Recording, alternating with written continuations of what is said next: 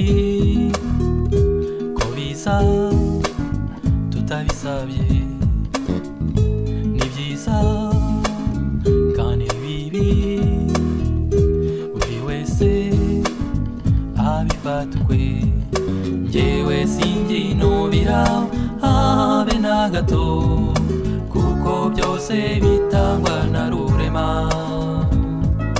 igihe twahawe cy'ubuzima tujye tugikoresha neza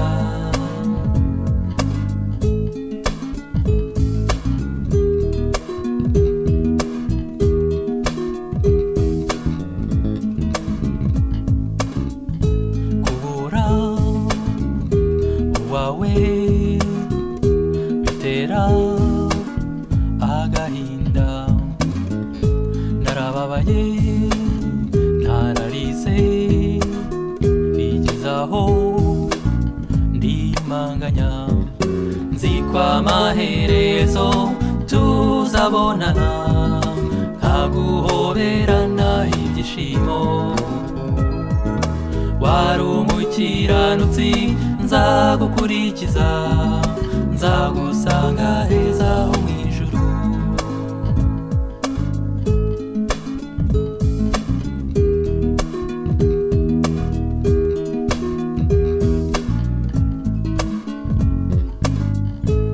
mama ndakwibuka nkazirikana ko wandize ishusho yawe nyihoza imisi tukititegura kugira ngo turukuru tumuherekeza gahunda tugiye gukurikiza hano mu kanya abahagarariye Kiliziya Gatolika kuri umukecuru yasengeraga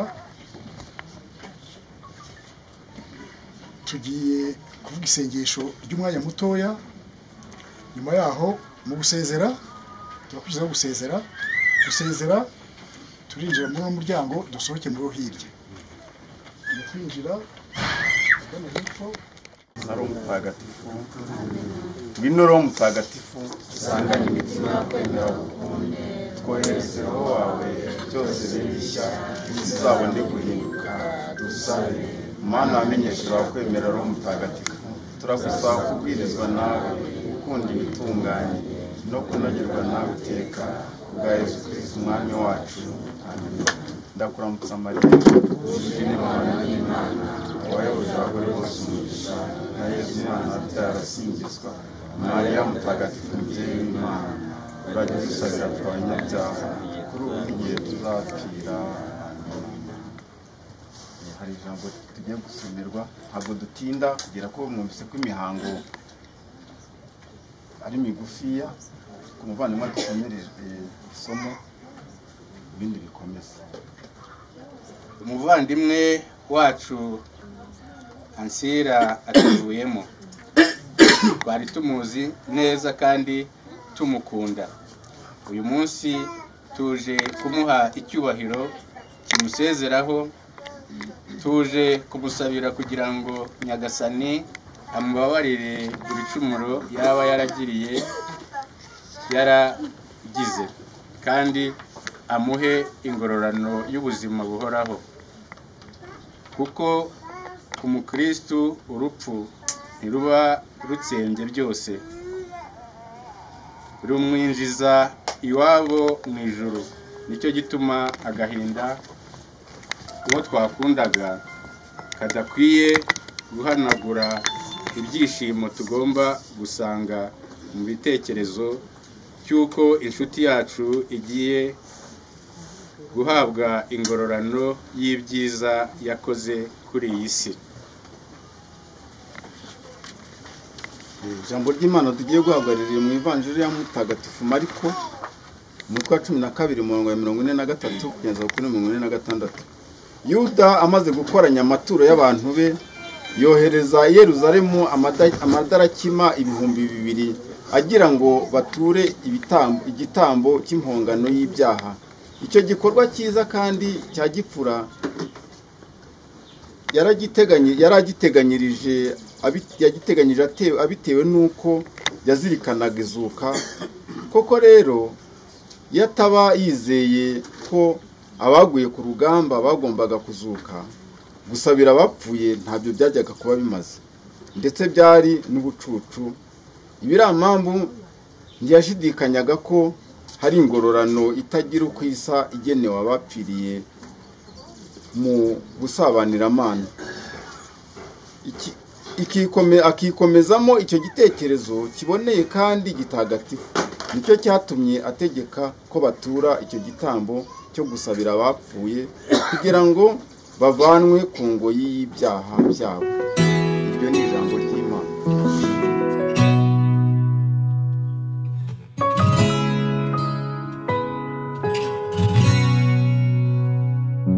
Harakabaho umunsi Imana yakuduhaye, uraza utubera umugisha. Wari nyangamugayo, wari ntangarugero, hahirwa abakumenya ukiriho. Wari uw'agaciro kuri twese, nzagukumbura. Wampaye ibyishimo kenshi,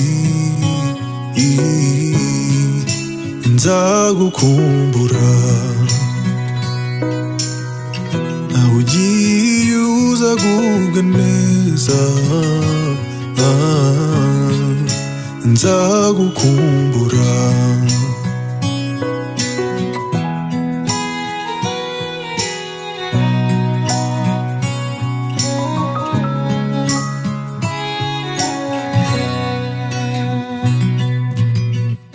Iyakumpaye irakwisubije hakiri kare nkigukeneye. Oya simbyumva umutima ntubyakira. Aho ndi byose mpora n'ibituma nkwibuka. Musigiye icyuho ntawagusimbura. Aho ndi byose mpora n'ibituma nkwibuka. Musigiye icyuho ntawagusimbura. Wari uw'agaciro kuri twese, nzagukumbura. Wampaye ibyishimo kenshi, nzagukumbura. Nawe ugiye uzagubwa neza, nzagukumbura.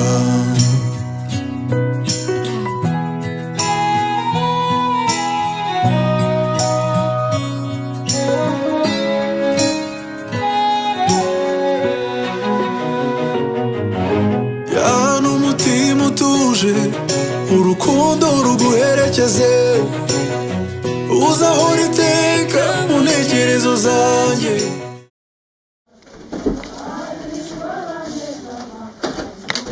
Asira abamarayika bakujyane mu ijuru, nugerayo abahawe Imana bakwakire, bakugeze mu murwa mutagatifu wa Yerusalemu. Urugaga rw'abamarayika nirukwakire, maze ubone iruhuko ridashira hamwe na Lazaro wahoze ari umukene. Dawe uri mu ijuru,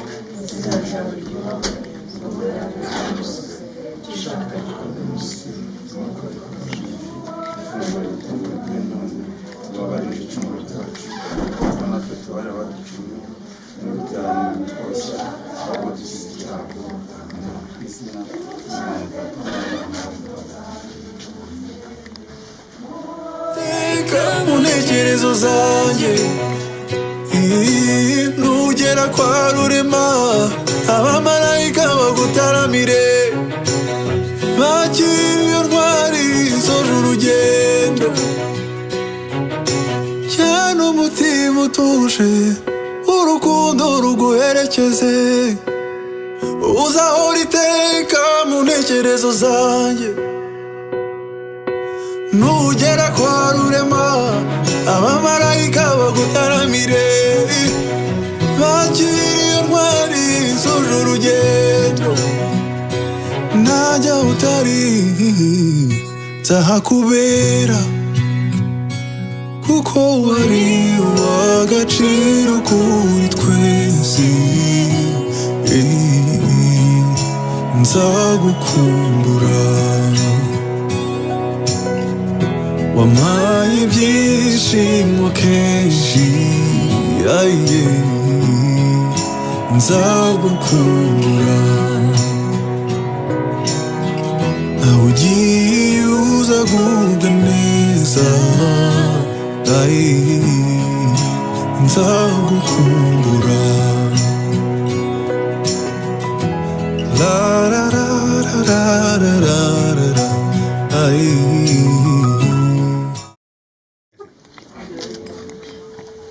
Ntabwo mvuga menshi. Uyu mukecuru mubona witabye Imana ni mushiki wanjye. Twari twaravuze turi abana 9, njye nawe nitwe twari dusigaye, ariko nubwo yitabye Imana bwose ntabwo yanyitaga musaza we, yavugaga ko ndi papa we byonyine.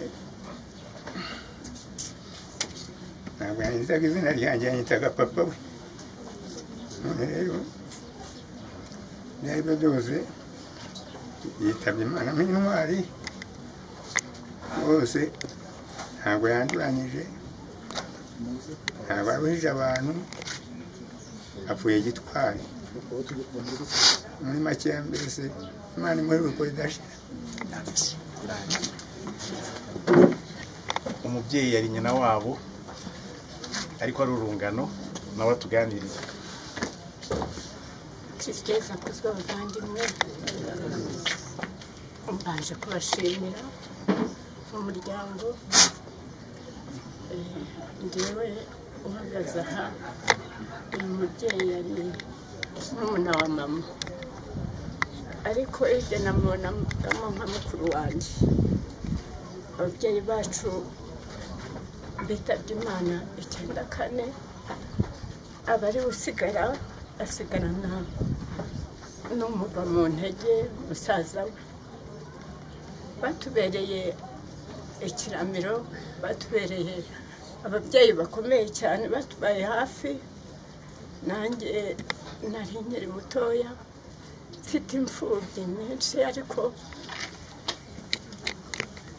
baragerageza uko bashoboye kose, batuba hafi, baraturera, turakura. Urabona ko nanjye ndi umukecuru wajya umuva mu ntege.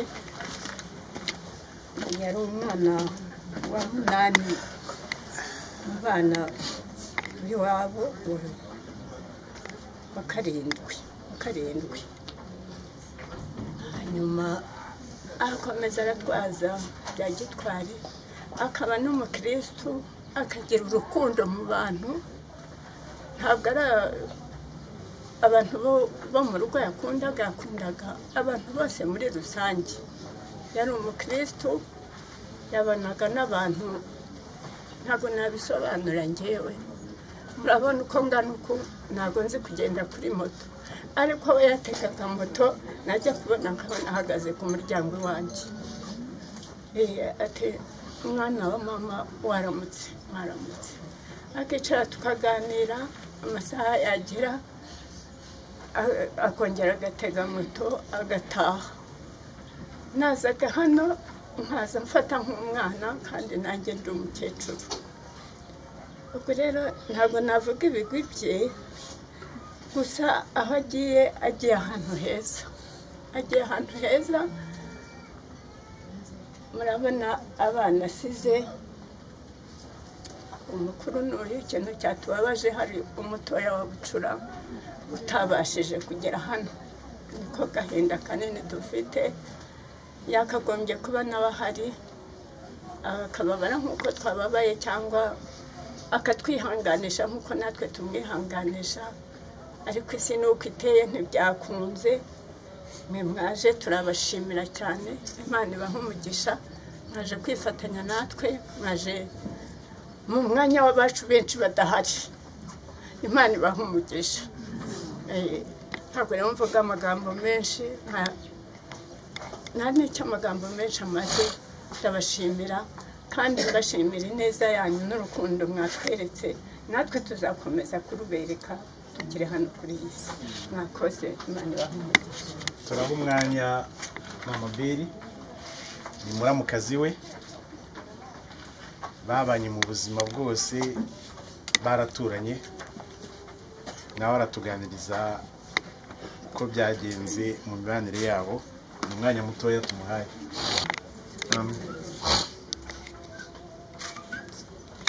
nta byinshi navuga kuri uyu munsi. Umukecuru Asira ni muramukazi wanjye, twabanye ndi umwana, araturera aradukuza, nta kibi twigeze tumubona kugeza iyi saha.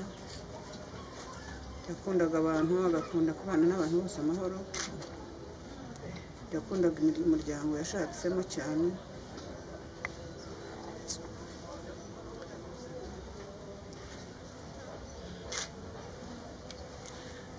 Yatubaga hafi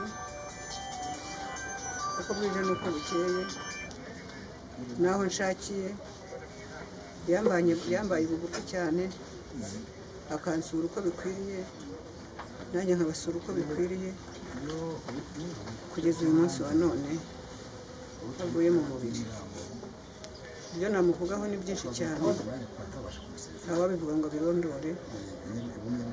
Cyokora nshimye Imana iri mu ijuru ko uyu munsi yamuruhuye ikamwakira mu bayo. Ku cyumweru twari turimo tuvugana ari hano mu rugo, nanjye ndi mu rugo, tuganira kuri telefone, turaganira tugirana ikiganiro gihagije.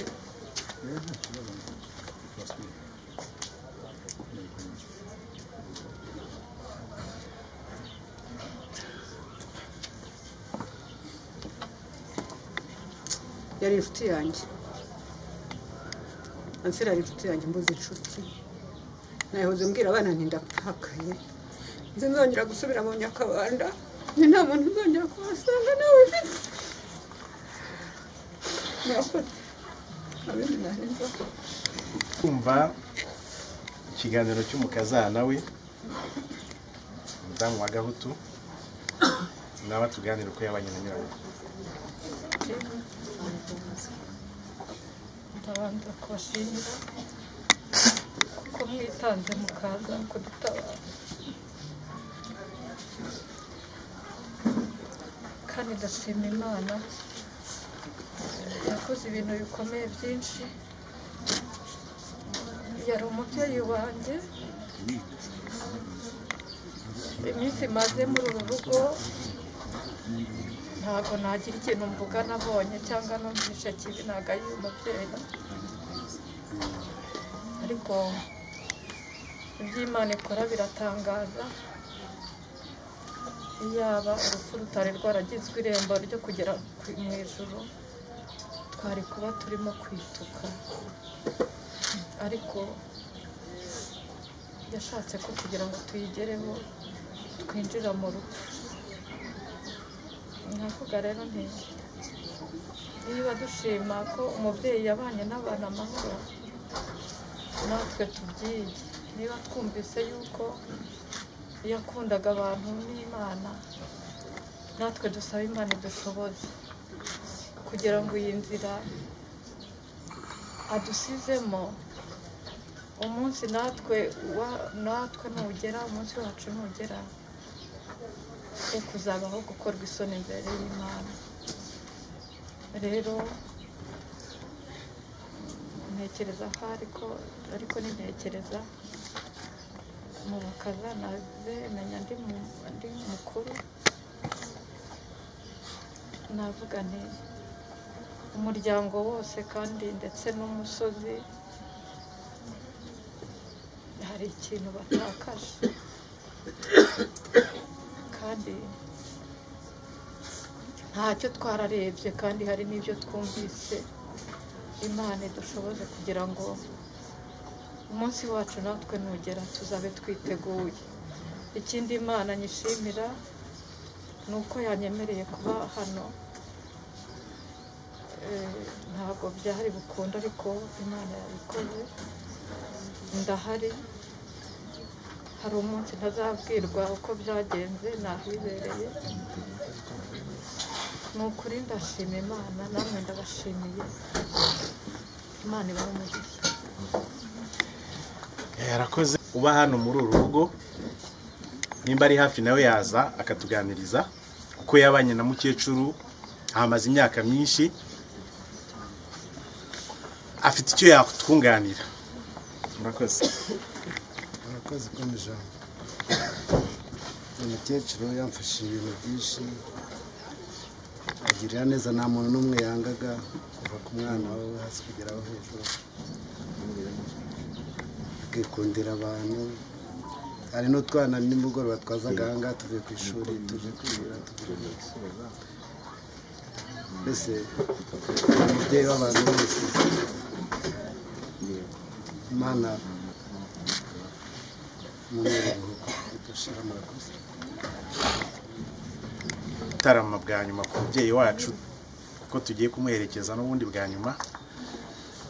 Na nimugoroba twagize umwanya wo kuvuga ngo mu baturanyi no mu nshuti no mu babanye nawe hagize ugira umwanya muto yagira icyo tuganiriza nawe twamuha umwanya akagira icyo tubwira ku buzima bwa nyakwigendera.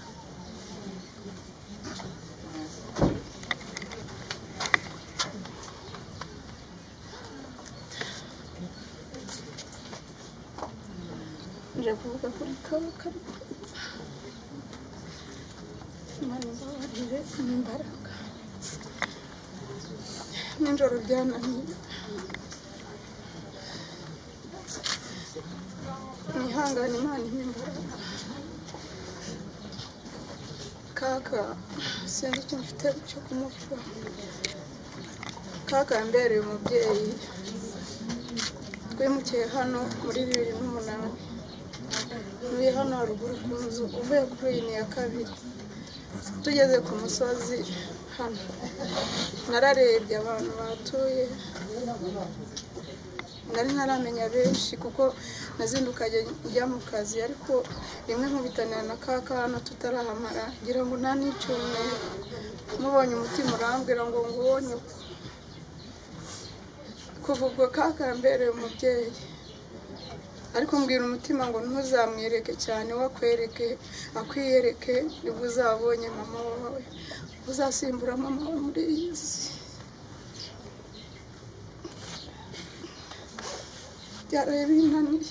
Kaka yambereye mama, sinzi, nabonye mama ku buryo bufatika. Abantu nanjye, abantu batari babizi, batasobanukiye, ngira ngo bane bose simbizi, bavuga ko ari ninjye, bakambaza ati se ni wowe mfura y'uriya mukecuru? Nanjye nishimye cyane, nizere mvuga nti ntabwo nabaga inahana, ngende imfura ye.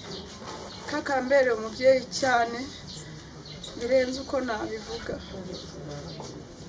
Muri 2012 mfusha umugabo. Kaka yanyigishije kurera abana. Kaka akajya anyigisha, yaranyigishije, sinzi uko ndi umuvuga, ariko ndamuvuga bishoboka. N'ubwa mbere n'ubwa Kaka najya ku kazi akansigaranira abana banjye bakaba hano. Nazamuka uyu musozi nkumva ndi fiyeri yo kuzamuka, nari mfite umubyeyi koko. Kaka yambaye hafi mu bintu byose, anyigisha gukora, akajya nganiriza, buri wese abifata uko abyumva. Ndabivuga rimwe yarambwiye ngo ntuzabe ngo ntuzaba akagore, bari nyakagore, yambwiye gutya. Ubwo urugo rwawe rwasenyutse, murabona inaha ni imiyenzi. Araza arambwira ati bubaka urugo gutya sinzakubone hari uwarungurutse mu rugo rwawe. Akaza akanyubakishiriza, ntabwo nari mbizi. Kaka amba hafi cyane. Nari mfite murumuna wanjye yagiraga ikibazo mu kwa kane rimwe ndaza ndamubwira nti aba bana bose ndabaguhaye ndigende kaka arambwira ati Yezu arabizi yakundaga iteka kumbwira ati Yezu arabizi kaka yankoreye ibintu nanjye ntabwo mbizi ntabwo njya mbasha kubivuga kaka uraho neza nanjye nk'uko wabishyira bivuze nari umwuzukuru wa kaka kuri njye kureka ko yari nyogokuru wanjye yari nka mama wanjye kuko niwe wamfashije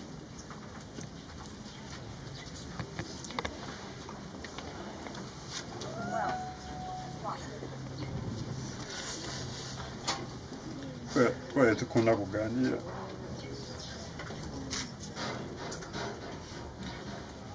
akambwira ngo mwana wanjye ngufatiye iry'iburyo mu byo ukora byose kandi uzaba umugabo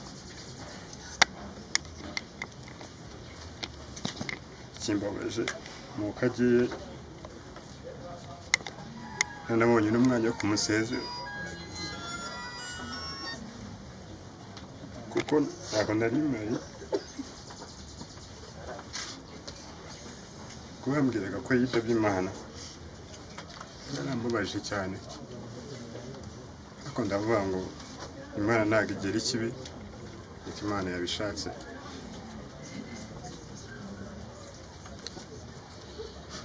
muri make ni ukuzasoza ikivi yari asigaje abuzukuru nk'abana kandi reka nizere ko agiye kuruhukira agiye kuharukira amahoro murakoze natangiye gucuruza no kwa Kimaranzara ndacuruza n'imvura zabatsinda za guhomba mu mgenza nkodesha ngaha cyeje tubana nk'imyaka 2 icyo muziho yari intwari umukecuru mwiza cyane ashishikaza kujya tujyana gusenga mu gitondo mbo umudamu wanjye arabyara mwana avukira kaka kajya muheka bagateka bakaduha tugateka tugasangira aza kongera n'amatere mwana wanjye amafaranga arashize isubirira iwanyu batsinda ngezeyo nyita ngurisha miliyoni 3,500 mbwira umugore ateye amafaranga ko nyifite wajya gushaka inzu Nyamirambo ndaza ndayishaka ndayibona nza kuza kwishyura nk'ejo nkageze ubona nje kwishyura ati nakwisubiye nafashe miliyoni 2 ziraza ahangaha ndamubwira ati mukecuru ndagiye nzagaruka ejo ndo umuntu azaba yemeye uzampamagare nagiye mari cyumweru urambwira ati ntabwo umuntu ntabwo yemera nzakubwira arampamagara ati ngwino ufate amafaranga yawe ugiye gushakira mbere ngo umuntu akomeje kwanga yemwifuje uruko dashira abambanjirije babivuze yari umubyeyi w'abantu benshi nge anzi ndi umwana mutoya nawe ari umubyeyi ukuze ndetse hano harimo abo tungana mu bana be harimo uwo twiganye nawe hano Kabasonzo ariko icyo nashakaga kuvuga ni ukuvuga ngo ntabwo ntuye hano twegeranye cyane ariko icyo gihe guhera niga mu wa mbere kuvuga ngo wa mbere w'ukwezi twagombaga kwiyogoshesha ni ukuvuga ngo nabanaga n'umukecuru buri wa mbere w'ukwezi akampa urwembe ati genda bakogosha guhera niga mu wa mbere kugera mu wa 8 niwe wanyogoshaga umusatsi kugira ngo ntajya ku ishuri bakanyirukana ubwo aho nshakiye twarahuraga twahura ati gatari bite abana baraho ntibaraho yahura n'undi ati wowe bimeze gute gutyo mbega ahagiye yagiye ahantu heza ibikorwa byiza yakoze biramuherekeje nyagasana mu ruko ridashira murakoze rero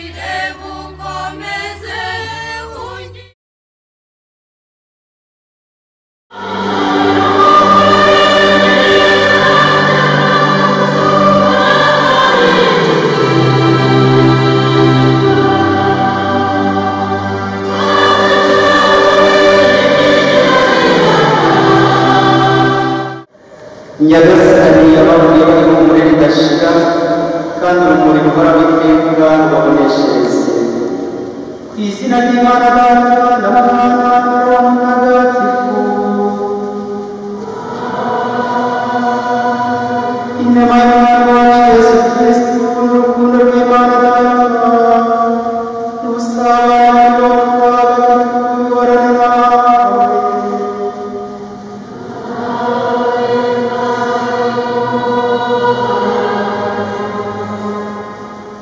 Imana yaraduhaye, Imana irisubije.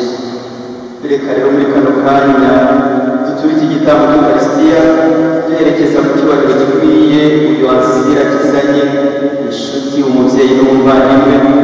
Twongere kumutura Imana yari yaraduhaye, tumusabire kugira ngo imwakire iruhande rwayo maze imugororere, ntiyite ku makosa n'ibyo atatunganije, ahubwo igirire umusanzu tugirira maze mutuze iruhande rwayo. Twese rero muri iki gitambo cy'Ukaristiya duhuze umutima kugira ngo umuvandimwe wacu afashe kugira isengesho tugiye kumuturira, Nyagasani amushyire mu ntebe. Bavandimwe, nimutwe twaka ibyaha byacu kugira ngo dushobore kumva ijambo ry'Imana no gutura iki gitambo cy'Ukaristiya dusabira Ansira tugororokeye Imana ndetse n'abavandimwe.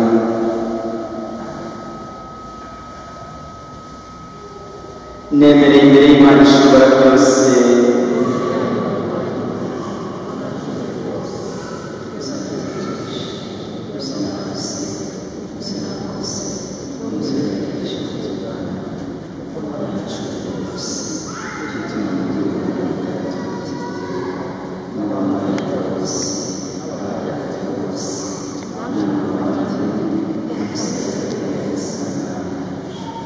Imana ishobora byose itubabarire ibigize ibyaha byacu maze izatugeza mu bugingo bw'iteka.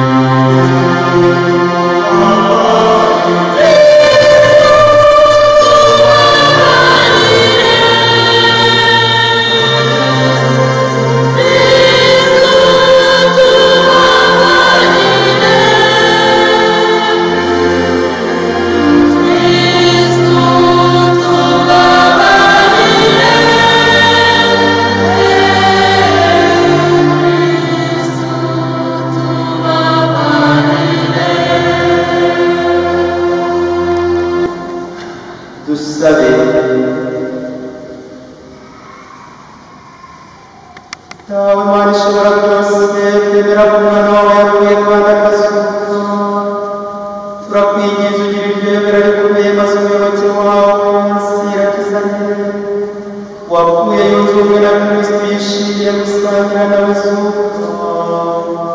Kubwa Yesu Kristo nyine umwana wawe n'umwami wacu, Imana umubano mugategekana mu bumwe bwawe mutagatifu, uko ibihe bihora bisimburana iteka.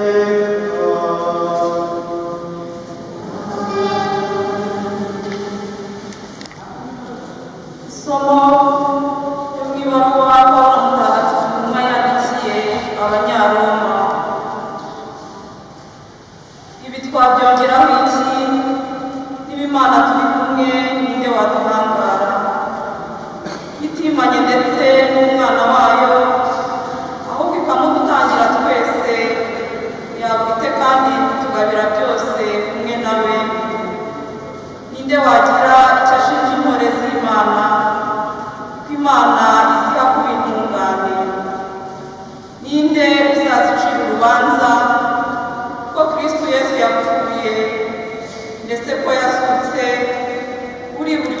Imana akaba anadutakambira. Niki cyadutandukanya n'urukundo rwa Kristo? Ibyago se, agahinda se, ibitotezo se, inzara se, ubukene se, imitego se, cyangwa inkota? Nyamara muri ibyo byose tugatsinda kakahava tubikesha uwadukunze.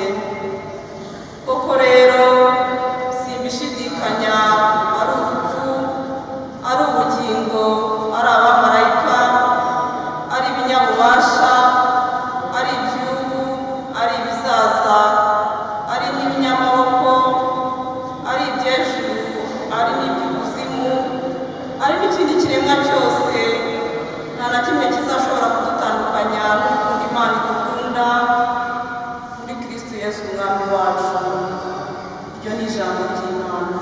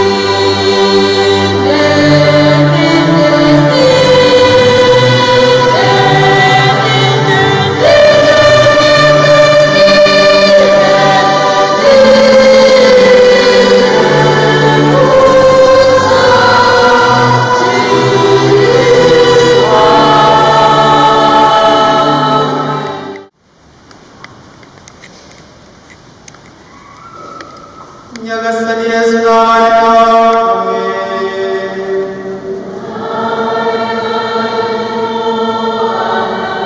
Ni amagambo yo mu Ivanjiri ntagatifu uko yanditswe na Yohani.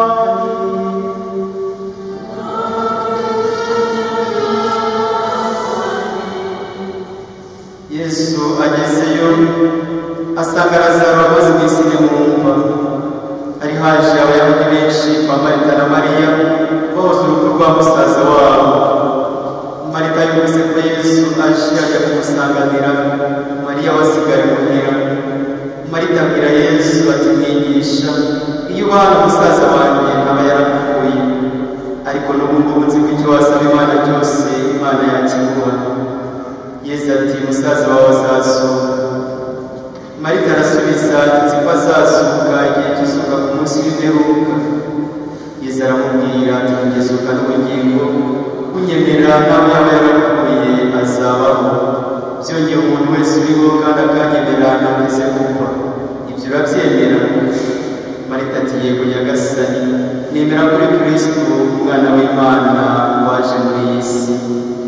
Yesu yongera gushenguka umutima maze ajya kumva yuko yari umuvumo bari bakingishije ibuye. Yesu ati, nimukureho ibuye. Marita mushinja wapfuye aravuga ati, Nyagasani, ubaranuka uyu munsi mu wa kane. Yesu aramubwira ati, sinakubwiye ko niwemera ubone ikuzo ry'Imana? Nuko ibuye barikuraho. Yesu yubura amaso ayerekeza hejuru avuga ati, dawe ndagushimira kuko wanyumvise. Njye nari nsanzwe nzi kunyumva, none mbivugiye aba bantu bankikije kugira ngo bemere ko ari wowe wantumye. Amaze kuvuga atyo arangurura ijwi rihanitse ati, Lazaro ngwino sohoka. Uwari wapfuye arasohoka, aza ibiganza n'ibirenge bigihambiriye no mu maso bagipfukishije ibitambaro.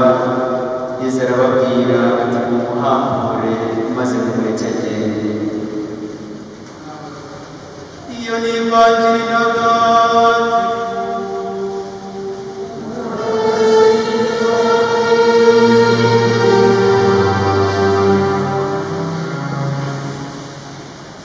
Tugiye kumuherekeza biratwara kuzirikana ubuzima. Ese ubuzima ni iki? Ubuzima nta kindi ni impano y'Imana. Imana ubwayo itwihereye impano kubera urukundo dukunda, kubera kandi n'ukuntu ihora yifuza ko igihe cyose yasigasira ubuzima yaduhaye. Turashimira Imana rero yaduhaye ubuzima ndetse ikaduhera n'umuvandimwe duherekeje none ubwo buzima. Nyamara muri ubwo buzima hari uko tugomba kwitwara n'uko tugomba kubaho, cyane cyane tuzirikana neza indangagaciro zigomba kuturanga no kuduherekeza kugira ngo muri bwa buzima tuzashobore kubaho abantu b'ingirakamaro. Ntabwo rero urupfu ari rwo herezo ry'ubuzima nk'uko abemera twese tubizi. Yesu Kristo nyuma yo gutsinda urupfu yatangaje isumba kuba mwemera bose. Niyo mpamvu natwe urupfu rudakwiye kudutera ubwoba, ahubwo rutubera nk'irembo rituyobora maze rikadushyikiriza aho dukwiye kwiberera iwacu kuri mu ijuru. Kuri uyu munsi rero mu kuzirikana ko Imana ari isoko y'ubuzima kandi akaba ari nayo ibuganamo, birakwiye ko natwe tudaterwa ubwoba n'urupfu igihe cyose ruduhangayikisha. Ariko akenshi kimwe mu bidutera ubwoba urupfu n'ubwo ruba rudutwaye ko twakundaga cyangwa se ingenzi, ariko nanone rukaza rudutunguye tutari turwiteze. Ibyo byose rero bigatuma tugira ubwoba n'igishyika gikomeye. Nyamara abakomeye muri Yesu Kristo ntabwo baterwa ubwoba nabo. Natwe rero ni ngombwa kuzirikana ko Nyagasani Yesu Kristo ubwo yarutsinze, maze tugahora tumurangamiye tumuhanze amaso, ntihagire na kimwe kidutandukanya nawe, nk'uko twabizirikanye mu isomo rya mbere Pawulo Mutagatifu yandikiye Abanyaroma.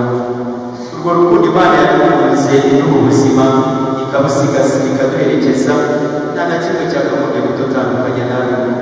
Ari ibyago, ari agahinda, ari ibitotezo n'ibindi byose tunyuramo muri ubu buzima kandi bitazigera bibura, ntabwo bikwiye kudutandukanya n'urwo rukundo Imana idukunda.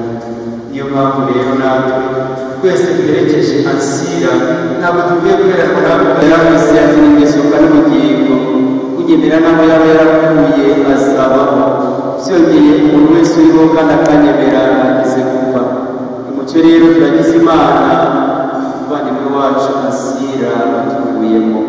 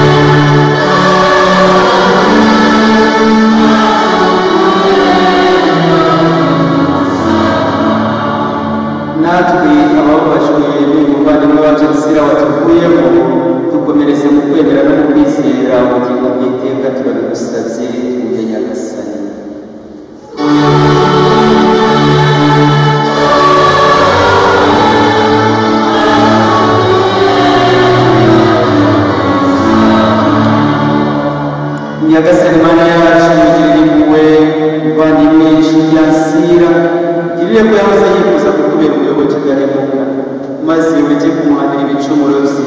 Kwemera kwe kwamuhuje umuryango w'abemera, ubuntu bwawe nibuhuze n'inteko z'abamarayika n'abatagatifu bose, ubwa Yesu Kristo umwami wacu.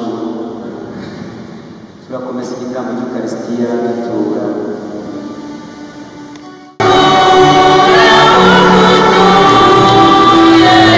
Oh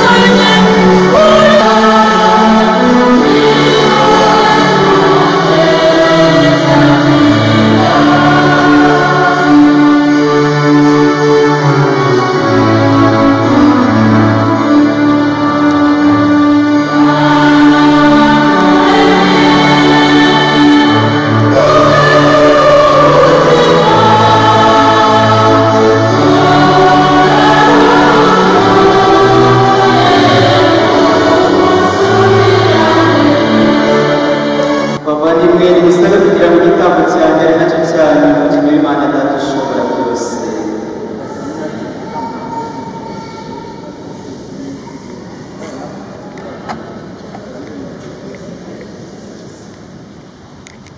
Nyagasani Mana yacu tugereje amaturo twiyoroheje dusabira umuyoboke wawe asiragizanye kandi twiyambaza impuhwe zawe ubwo atigeze ashidikanya umwana wawe ari umucunguzi wuje urugwiro umuhe kubibona ko ari n'umucamanza ugira imbabazi we ubaho agategeka iteka ryose.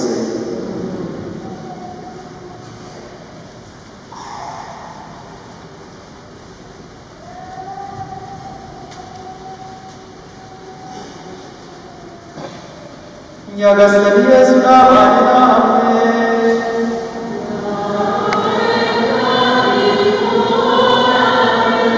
Imitima yanyu irugukira iby'ijuru.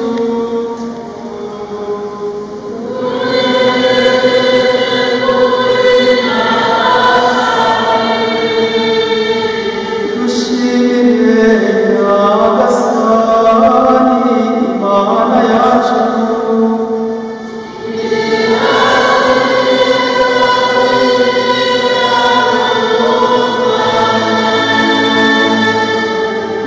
Birakwiye kandi biratunganye ni ngombwa kandi birimo agakiza ko tugushimira iteka n'ahantu hose Nyagasani nawe n'umutagatifu Mana ishobora byose ugahora witeka ubwa Kristo umwami wacu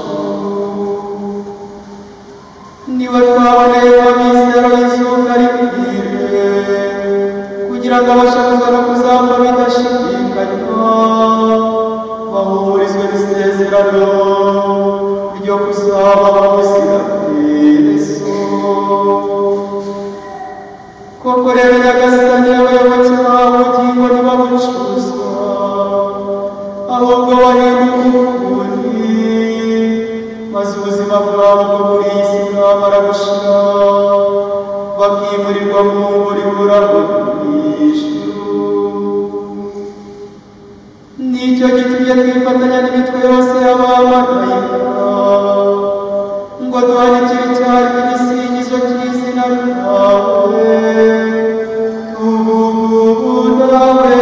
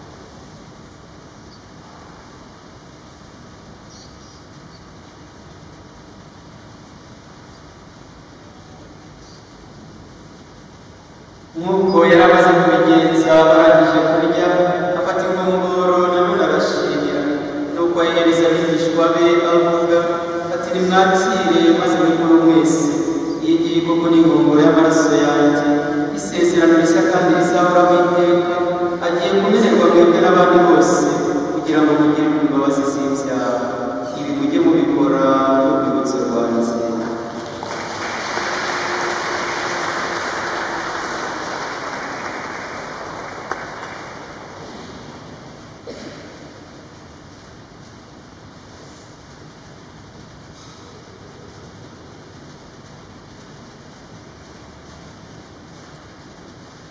Iri ni iyobera rikomeye ry'ukwemera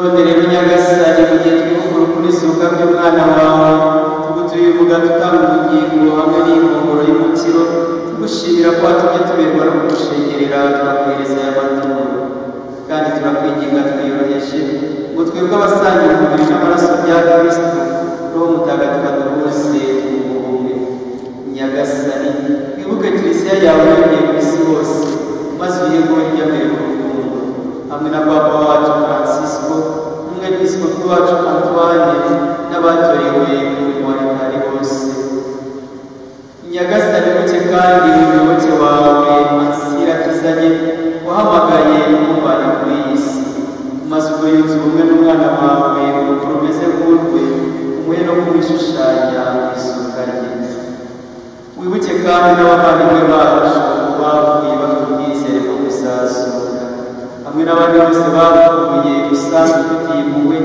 ubakire mu muriro guturukaho turakwinginze unatwe twese utugirire impuhwe maze tuzashobore kugira umwanya mu bugingo bw'iteka hamwe na bikira mariya umubyeyi muhire w'imana na yosefu mutagatifu umugabo we n'intumwa zawe ntagatifu n'abandi batagatifu bose bakunyuze mu bihe byagiye bisimbura nuko hamwe n'abo tuzagusingize tukurata kubwa yesu kristo umwana wawe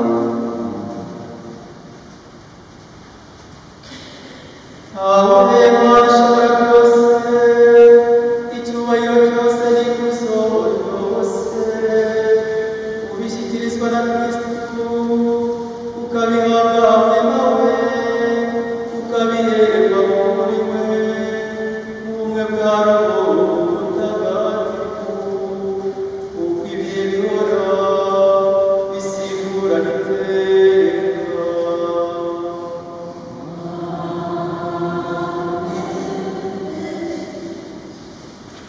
nk'uko twabibwirijwe n'umukiza akanadutegeka kandi akabitwigisha tutinyutse kuvuga tuti yawe uri mu ijuru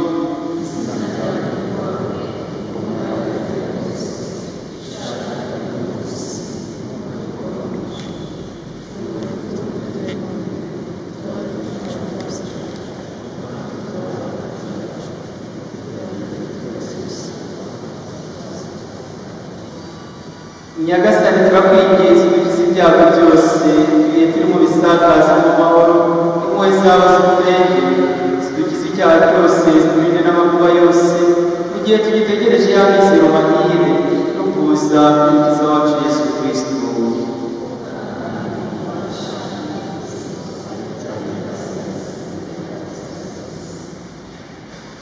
nyagasani yesu kristo wabwiye intumwa zawe uti mbasigiye amahoro wahaye amahoro yavuze ntiwite ku byaha byacu ahubwo wite ku kwemera kwa kiliziya yawe maze ku bushake bwawe amahoro kandi yikundire kumwe wowe ubaho ubategeka iteka ryose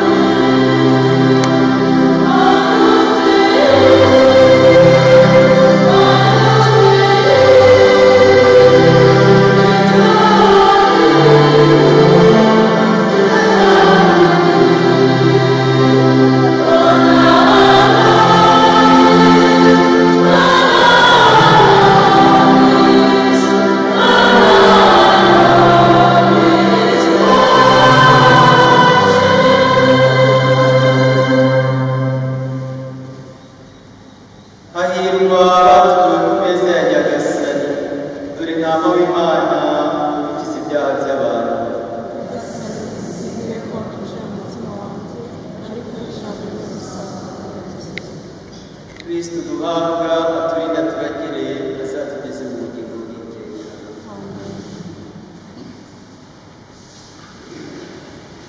turabibutsa ko hahazwa abakristo gatolika kandi nabo biteguye neza.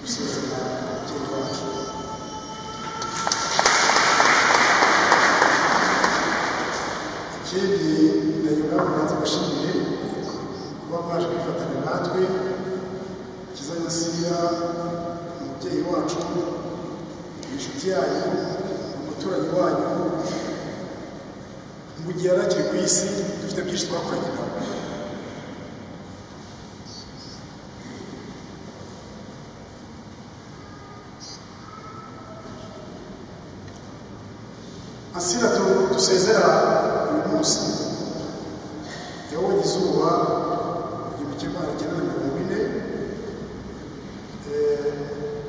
asezeye ku isi bwatangiye umwaka wa 2024 yashakanye na Mwakibazwa ariwe data utubyara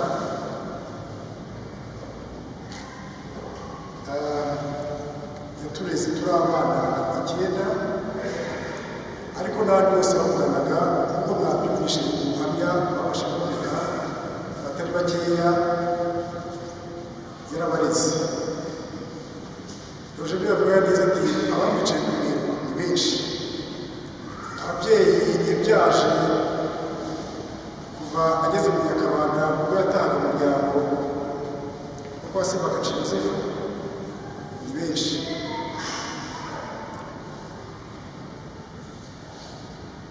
umugabo we Mwakifaranswa yavuye mu mubiri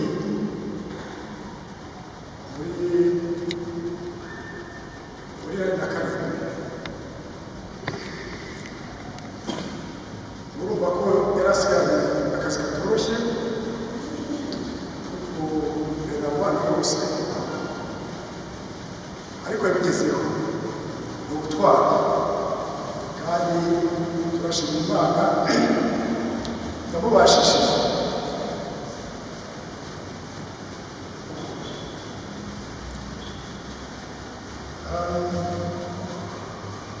aho agiye turizera ko ari heza asanzeyo benshi bo bavukana ko mwumvise yavukanye n'abana hafi ya 9 bavandimwe be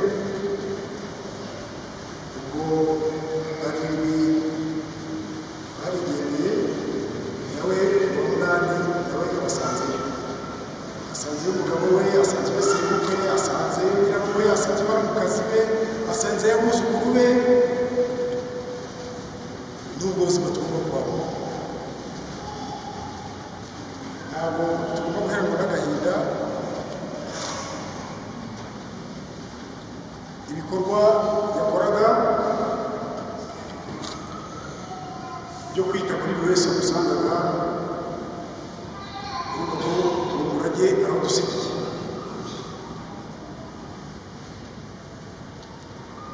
muri abo buzukuru nabwiye ariko nabivuzeho abigendeye n'abo bana nababwiye nibo nabigendeye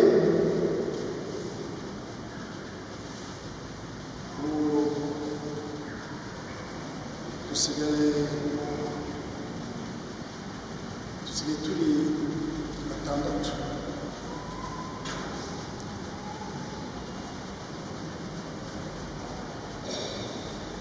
agera yari afite abuzukuru 15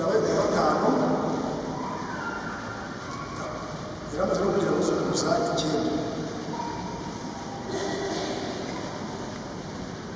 Imana ifite ukuntu itegura umuntu akiri kuri iyi si abonye ibintu by'abana be yumva nyine yabanje muri 1994 n'abandi bakurikiraho ariko noneho nje mu byavuga imvugura Imana ari igitangaza umwaka wa 2022 wenda kurangira itashyirwa mu kuzukuru umukecuru yishimye rwose atangaza felicitation nyinshi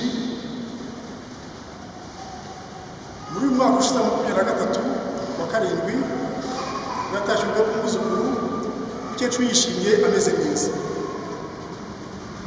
uwo mwaka wenda gushira kwa 12 gushira neza neza tumusubiza yaje mu isabukuru yacu n'ibuka yacu yagiye mu mutaro wanjye y'imyaka 30 gatubara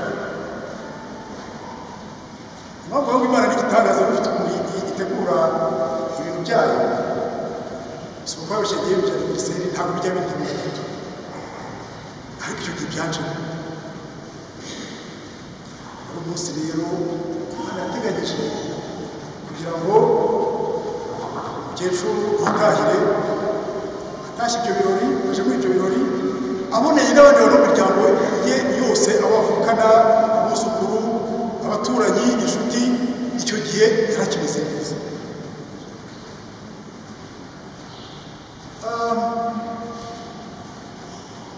Nyuma y'ibyumweru nka bitatu mu mwaka twatangiye 2024 nibwo yatangiye kuba ariko akarwara bisanzwe by'abakecuru,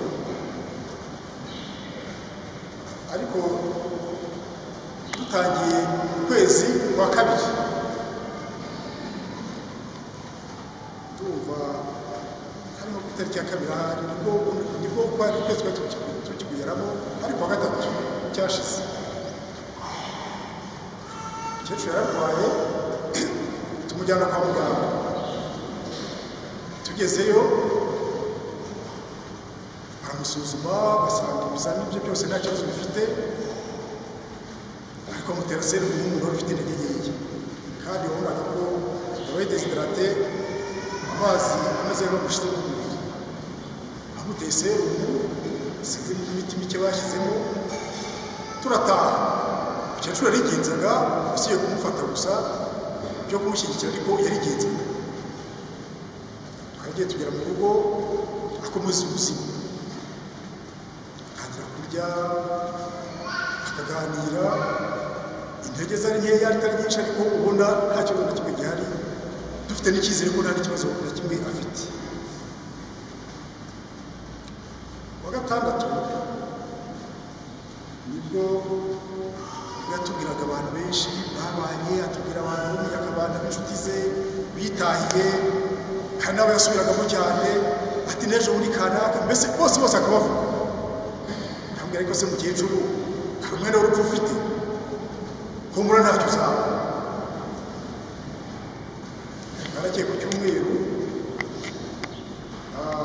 nijoro arakomerezwa, igitondo ku itariki ya gatanu tumujyana kwa muganga, yirirwayo bishyiramo serumu, bamwitaho uko bashoboye, ariko intege ubona ari nkeya pe. Baracya kuwa kabiri tariki ya gatandatu yakomeje kuremba, ari nabwo bavuga batari ko bamuze mu cyuma, batari ko se batoya batega tube turetse. Ari nabwo umudogiteri yaje aramubaza ari mu masaa 10, amubaza ngo siri uri umeze ute? Ati ndabara mu gatuza. Tabi byumvirizo ni iki? Nibwo yitaga dukora aho twari turi, atujyana ahandi, ahita amushyiramo bomboni, arambwira ati ngwino muhereke. Anyereka ku ipimo, dusanga bomboni, dusanga ogisijeni, umwuka wari ugeze ku gipimo cya 50, wari mukeya ku ipimo bagenderaho, ariko umwuka yahise uzamuka, ogisijeni irazamuka kugeza kuri 80, 90, 95 hafi ijana. Ndabwira ibi ni amahoro. Tansiyo ye nayo, umuvuduko wari waragiye hejuru cyane, uri kuri za 145, ariko nabwo byari byamanutse kugeza kuri 65. Ahantu yabyimbye ukuguru n'ukaboko baratubwiye bati bishoboke ko imitsi amaraso agatembera neza, kandi imitsi yasebye. Bamutera imiti ituma imitsi zibuka, amaraso agakomeza gutembera. Udafite umwuka, udafite ogisijeni, ibyo bintu birahuye. Kuba nta mwuka yari afite uhagije n'ibyo by'amaraso ataragendaga ni ibintu bihuye, kuko kugira ngo amaraso atembere ni uko ufite umwuka uhagije, ufite ogisijeni ihagije, kuko niyo ituma amaraso atembera. Ndashimira abaganga babitayeho uko bashoboye, Imana yarabakoresheje, twamukundaga, ariko Imana yamukunze kuturusha.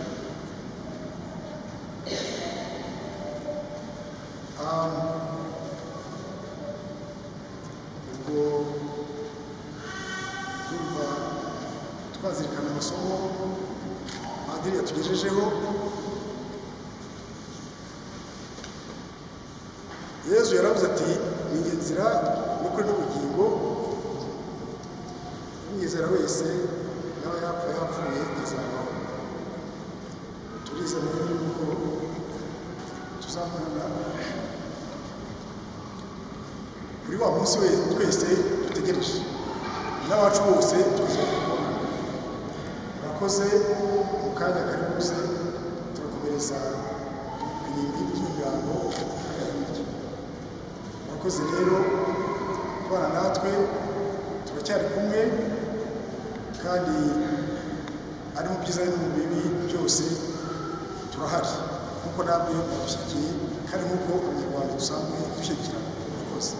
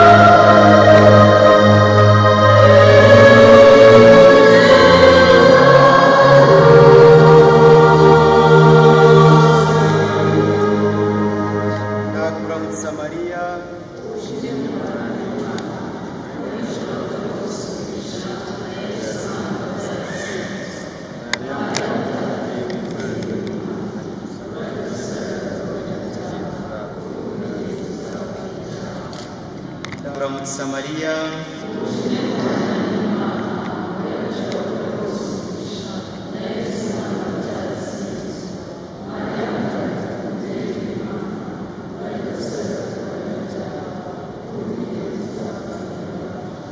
twizera kandi twemera yuko twese tuzazuka.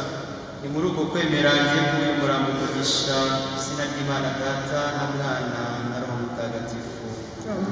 Icyubahiro duhaye kizanyansira umuvandimwe wacu kigaragazwe n'aya mazi y'umugisha ndetse n'ububani duteye umubiri we, maze n'amasengesho tuvuga tumusabira yakirwe n'Imana. Kizanyansira abamarayika bakujyane mu ijuru, nugerayo abahuye Imana bakwakire bakugeze mu murwa mutagatifu wa Yerusalemu. Urugaga rw'abamarayika nirukwakire, maze ubone ihirwe ridashira hamwe na Lazaro wahoze ari umukene. Nyagasani ihumure ridashira, Nyagasani ihumure ridashira, Nyagasani ihumure ridashira,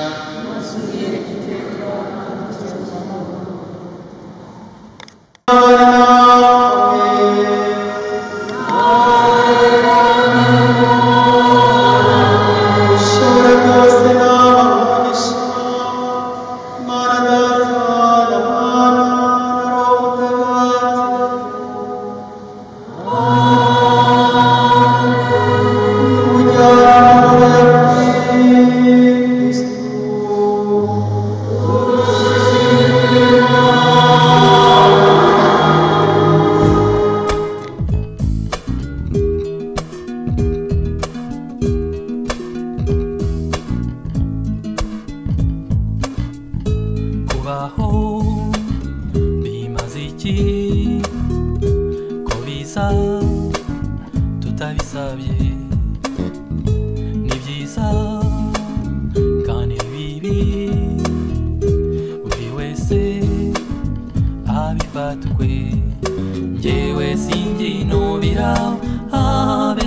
gato kuko byose bitangwa na rurema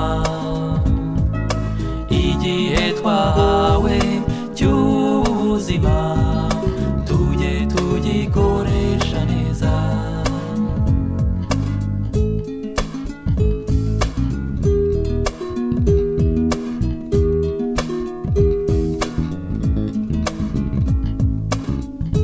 kubura uwawe bitera agahinda narababaye nararize bigezaho ndimanganya nzi ko amaherezo tuzabonana nkaguhobe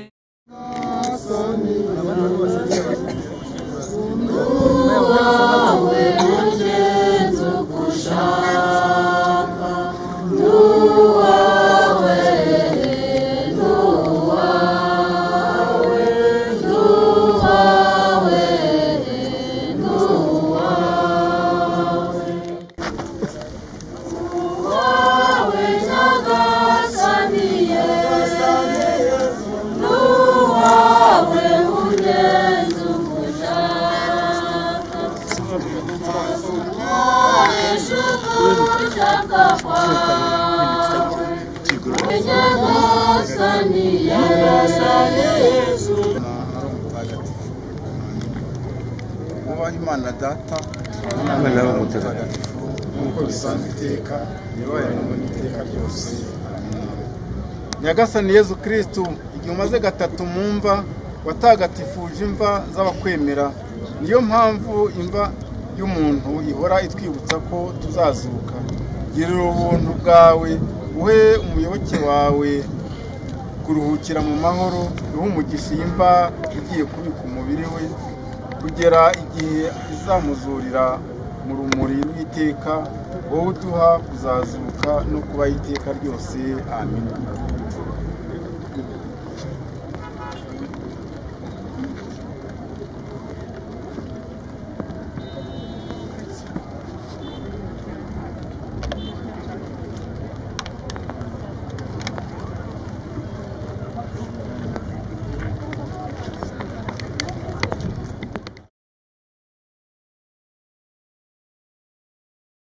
Tugiye kubika umubiri we mu gitaka kugira ngo usubire aho waturutse kandi kubera ko Kristo yazutse ari uwa mbere mu bapfuye akaba ari nawe uzaha umubiri wacu gusa n'uwazuka. Umubyeyi wacu kuri Nyagasani kugira ngo azamuzure ku munsi w'imperuka amushyire mu matagatifu no mu bwami bwe muhiruko ridashira maze umwiyereke iteka aruhukire mu mahoro. Nyagasani muhiruko ridashira maze umwiyereke iteka aruhukire mu mahoro. Nyagasani muhiruko ridashira maze umwiyereke iteka aruhukire mu mahoro.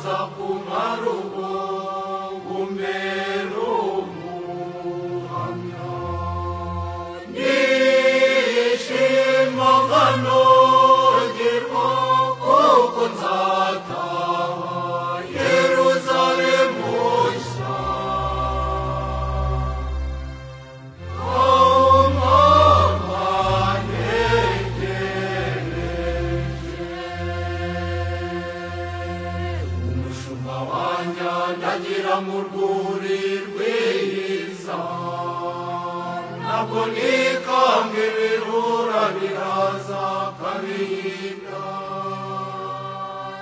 ivuyoye kandi muhora mu biganza ngenura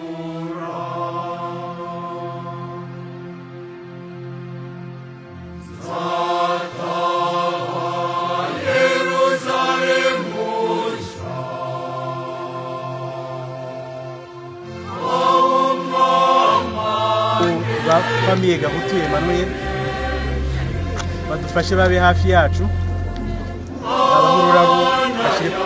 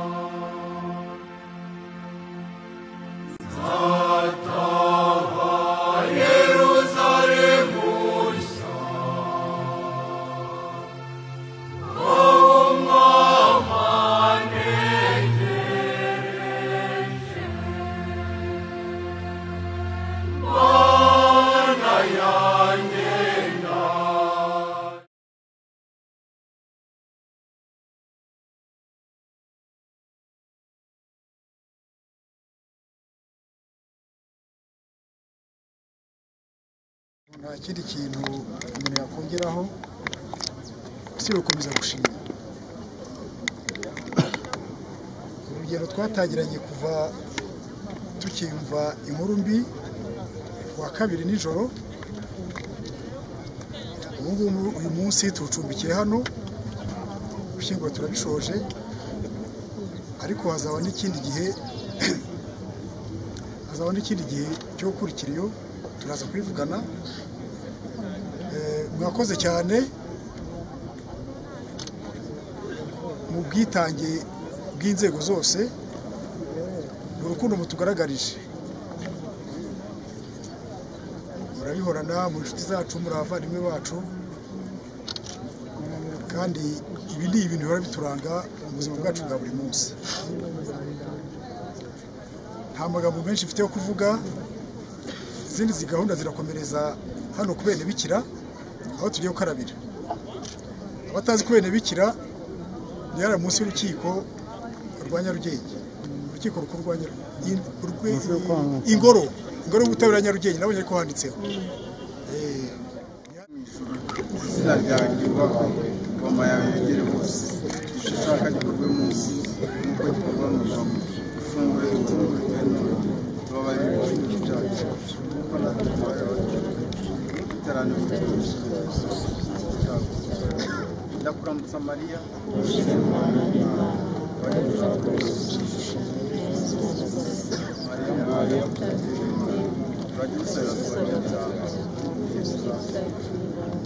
Kira Mariya Nyirimpuhwe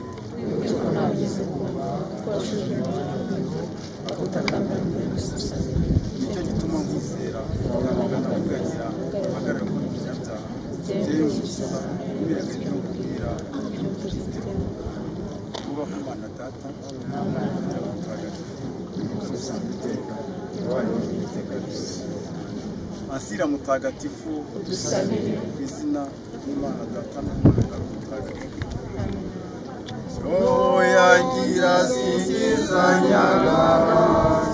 Mutima wanjye uhimbajwe n'Imana umukiza wanjye, kuko itegereje ubukene bw'umuja we.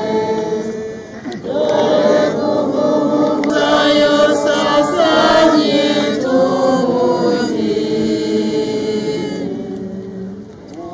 ubwo yarufasha yagiriye ibintu by'agatangaza, izina rye n'iritagatifu, kandi abamutinya bagirira impuhwe, uko amasekuruza agenda asimburana n'amasekuruza, yerekanye imbaraga zimuri mu maboko, yatatanyije abikuza mu bitekerezo by'umutima wabo, yananuye abategetsi bakomeye bava ku ntebe zabo, maze akuza abakene, abashonje yabagwirije ibyiza, maze abakire bagenda amaramasa, yatabaye Israheli umugaragu we, kuko yibutse impuhwe ze, kuko yari yarabibwiye abakurambere bacu, agira Aburahamu n'urubyaro rw'iteka. Ubawe Data na Mwana na Roho Mutagatifu, nk'uko bisanzwe iteka, ubawe n'ubu n'iteka ryose.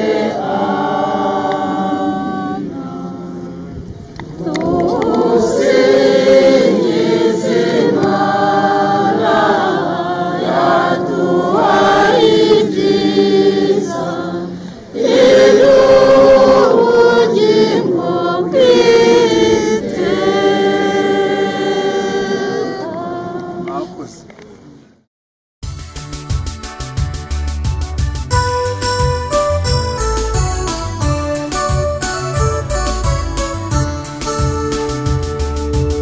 Nimukomere bagaragu ba Nyagasani, nimutwaze mube maso kandi musenge, muhore mwiteguye kuko umwami ari hafi kuza.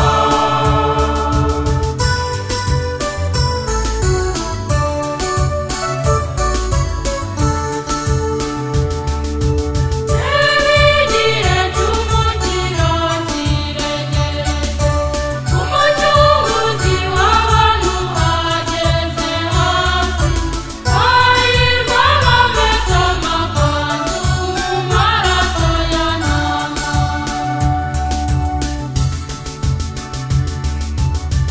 abapfiriye b'ukuri.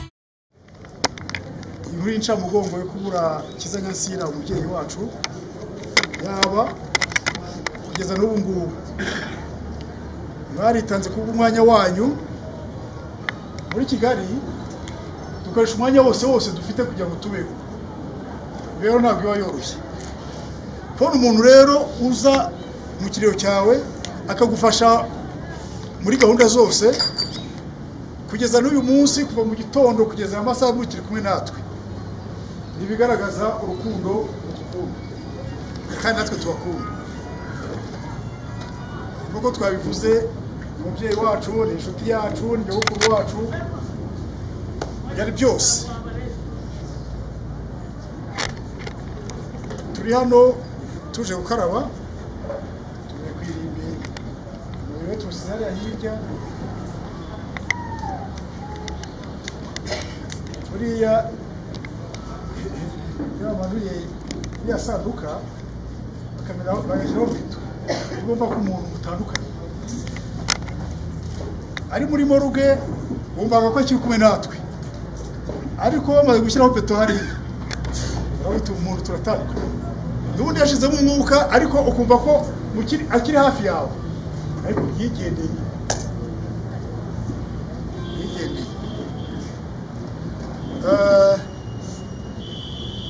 nyuma yo kubashimira uruva kuwa gatatu kuwa kabiri kuwa gatatu kuwa kane uyu munsi kuwa gatanu ni igihe kigufi cyane mwaritanze n'ubundi muzakomeza mwitange muzajya muza kutuganiriza n'umubano usanzwe uzakomeza niba mukitse imirimo ubundi mu muco nyarwanda umuntu w'umubyeyi nk'uyu nguyu usibye ibyateye by'umwanya mutoya kuvuga ngo ukwibikire mu minsi ibiri mu munsi umwe oya twebwe reka tw'icyumweru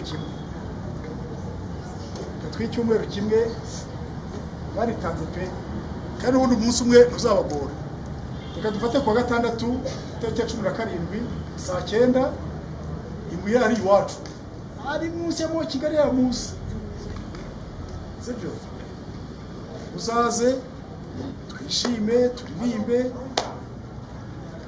yagwaga neza yarafite urugwiro icyo gihe noneho tuzamwishimire kwabara ko twababaye n'icyo ariko ntabwo ari ngo n'agahinda nanone sibyo muzaze rero tuganire noneho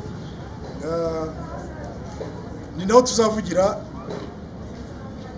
ibyo umuryango wageneye umwana wamuherekeje turimo kubitekerezaho suvuga ko ari ibintu twese ntibidutunguye yego ariko twebwe tuzavuga icyo gihe sibyo rero mwakoze cyane twizere ko tuzabonana namwe ku gatandatu saa 9 hari iwacu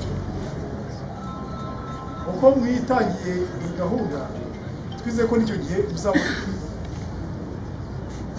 murakoze rero dukomeze